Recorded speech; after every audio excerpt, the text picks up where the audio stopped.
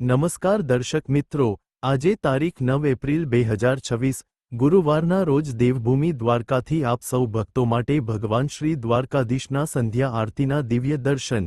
ભગવાન દ્વારકાધીશના જગત મંદિરમાં આજે સંધ્યાકાળે ભક્તિનું ઘોડાપૂર ઉમટ્યું છે। રાજાધિરાજનો દિવ્ય શૃંગાર અને આરતીની આ મનમોહક છબી ભક્તોના હૃદયમાં પરમ શાંતિનો અનુભવ કરાવી રહી છે।